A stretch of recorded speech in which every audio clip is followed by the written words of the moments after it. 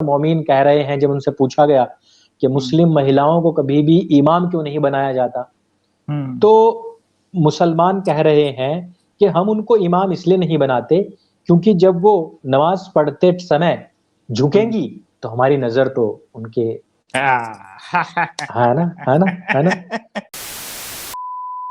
पूरी की पूरी दुनिया को पूरे संपूर्ण चांद की पूर्णिमा दिखा करके प्रकाशवान करने का संदेश देता है और दूसरी तरफ एक कटा हुआ चांद लेकर के आता है और कहता है कि मेरी संस्कृति हमेशा कटे हुए से ही आरंभ होती है और कटने पर ही समाप्त होती है।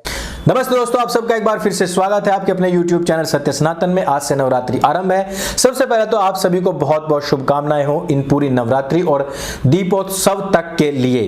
पिछले नवरात्रियों में हमने आपको जो 8000 का वेद सेट था वो 5100 रुपए में उपलब्ध करवाया था। इस बार भी हमसे पूछा गया था कि इन नवरात्रियों में हम क्या करने वाले हैं।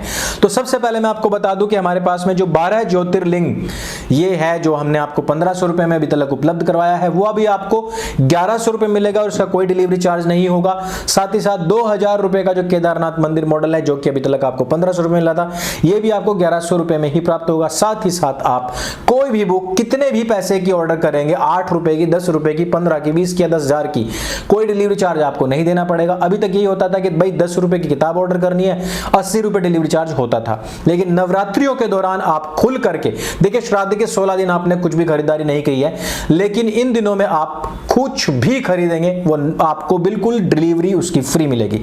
जहां हमारे यहाँ 9 साल की बच्ची को कंजिका समझा जाता है, एक देवी तुल्य समझा जाता है, उसके पैर धोए जाते हैं, वहां पर उसके पैर ऊपर उठा दिए गए थे 9 साल की उम्र में। तो जब इस प्रकार के कल्चर का आपस में विरोधाभास होता है, जब दो कल्चर इस प्रकार से टकराते हैं, जब गाय को रोटी खिलाने वाला और गाय को रोटी के साथ खाने वाला टकराता है, जब पूरब के अपेक्षा में पश्चिम को पूजने वाला निकलता है, जब शाकाहार की अपेक्षा मांसाहार खड़ा होता है, जब महिलाओं को यत्र नार्यस्तु पूज्यन्ते जब महिलाओं को यत्र नार्यस्तु पूज्यन्ते रमन्ते तत्र देवता की उक्ति कहने वाला और महिलाओं को केवल और केवल निकाह अर्थात फक की वस्तु समझने वाला आमने सामने आते हैं, जब पूरी की पूरी दुनिया को पूरे संपूर्ण चांद की पूर्णिमा दिखा करके प्रकाशवान करने का संदेश देता है और दूसरी तरफ एक कटा हुआ चांद लेकर के आता है और कहता है कि मेरी संस्कृति हमेशा कटे हुए से ही आरंभ होती है और कटने पर ही समाप्त होती है। इस प्रकार के दो संस्कृतियों में हमेशा विद्रोह होता है, विरोध होता है, युद्ध होता है, आमना सामना होता है और इस प्रकार से कभी भी दो संस्कृतियां एक नहीं हो सकती। इसको हम सेक्युलर या डेमोक्रेटिक लाइफ नहीं कह सकते, बल्कि यह तो राक्षसों के साथ में जीने के बराबर है, यह तो दानवों को अपने पड़ोस में बसाने के बराबर है। यदि किसी के पिछवाड़े में, यदि किसी की तशरीफ में ज्यादा ही प्लास्टिक का कीड़ा है कि वो गरबा में जाना चाहता है, प्लास्टिक का क्योंकि मरता नहीं, अगर उसको ज्यादा ही कीड़ा है तो वह यह भी सुनिश्चित करे कि क्या उसकी बहन वहां गरबा में नृत्य करने के लिए इच्छुक है।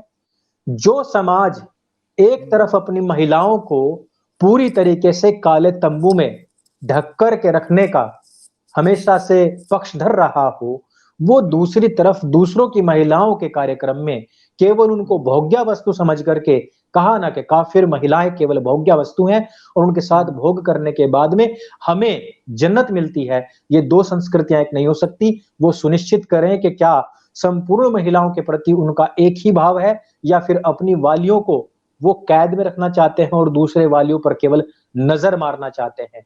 गरबा कोई एंटरटेनमेंट का या फिर आपके कराची वुड का कोई नृत्य या डांस का शो नहीं है, यह आपका कोई रियलिटी शो नहीं है, यह एक धार्मिक, एक सांस्कृतिक, एक सांस्कृतिक कार्यक्रम है। यहाँ पर पूजा भी होती है, यहाँ पर प्रसाद भी बंटता है, यहाँ पर सब सिर झुकाते हैं, यहाँ पर सब के सब शक्ति स्वरूपा माता की उपासना के लिए आते हैं, ना कि उनको ताकने के लिए आते हैं। तो अंकुर भाई, ये सब पे तो पहले से भी प्रोग्राम आप लोग का चल रहा है कि एजुकेट करना है, क्या उस एजुकेशन वाला फल अब हिंदू समाज तोड़ रहा है? क्योंकि इस बार ट्रेंड हो रहा है और इनको पहली बार ये जो सो कॉल्ड लिब्रांडू गैंग है हिंदू और प्लस ये जो इनका गैंग अप होता है, इनको बहुत जबरदस्त ट्विटर पे जवाब मिल रहा है। क्योंकि इस डिबेट में जब तथागत रॉय जैसे बंगाल के लिबरल नेता शामिल होकर के क्लियर स्टैंड ले लें कि नहीं नहीं ये कंप्लीटली हिंदू रिलीजियस प्रोग्राम है, इसमें ये जाना जो है इस्लाम के अगेंस्ट है, तो इनकी बोलती बंद हो रही है। तो इस पे थोड़ा रोशनी डालें कि क्या अब वो टाइम आ गया है कि ये लोग हम पे अटैक करेंगे इस चीज को लेकर के, क्योंकि काउंटर अब हिंदू समाज से भी हो रहा है। बौखलाहट तो देखो इनकी देखने को मिल रही है। बौखलाहट में तो ये है कि एक तरफ अभी तक भी किसी भी सेकुलर पत्तलकार ने, किसी भी मोमिन ने, किसी भी मुसलमान नेता ने ये बात नहीं कही है कि ये गलत हुआ है और मुस्लिम लड़कों को इस प्रकार से नहीं जाना चाहिए था, आईडी छिपा करके अपनी नहीं जानी चाहिए थी। अभी तक किसी ने कहा नहीं है। ये ना कहने का कारण क्या है? विस्फोट तो आप ये कह रहे हो ना कि इसके पीछे कुछ ऐसा तो नहीं है कि ये टारगेट करेंगे, अटैक करेंगे। आप ये समझिए कि ये टारगेट और ये अटैक तो हो चुके हैं। इस प्रकार से जो हम देख रहे हैं कि संस्कृति के नाम पर जिस प्रकार का दोगलापन और जिस प्रकार का रवैया आज की तारीख में मीडिया अदा कर रहा है, मीडिया सारे सवाल हिंदुओं से पूछ रहा है। मैं तो अभी जी न्यूज देख रहा था, तो जी न्यूज पर अदिति जो है वो उषा ठाकुर से सारे सवाल पूछ रही हैं, देवकीनंदन ठाकुर से सारे सवाल पूछ रही हैं। दूसरी तरफ से कुतर्क हो रहा है लेकिन उनसे कोई सवाल ही नहीं पूछा जा रहा है। उषा ठाकुर कह रही हैं कि वो अगर अपनी बहन बेटियों के साथ में लाए तो बहुत अच्छा है, क्योंकि देवी की का कार्यक्रम है, शक्ति पूजन का कार्यक्रम है, तो वो लाए ना। तो उस उल्टा उन्हीं से सवाल पूछा जा रहा है कि लड़की को क्यों लाए, वो अपनी बहन बेटियों को क्यों लाए। तो यहाँ पर कहाँ लिखा है कि यह पुरुषों का कार्यक्रम है या मुस्लिम पुरुषों का कार्यक्रम है, और या फिर मुस्लिमों का जो कार्यक्रम होते हैं, मुस्लिमों के जो प्रोग्राम्स होते हैं, उनसे महिलाओं को तो पहले ही साफ कर दिया गया है।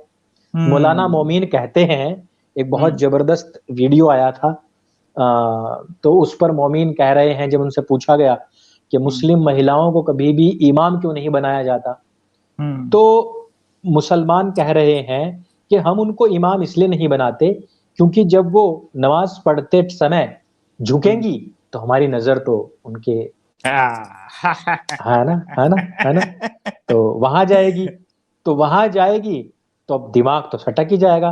तो फिर कहता है कि फिर तो हो गई, फिर तो हो गई हमारी अजान नमाज, फिर तो हो गया हमारा काम। तो ये तो हम नहीं कर पाएंगे, इसलिए हम नहीं लाते।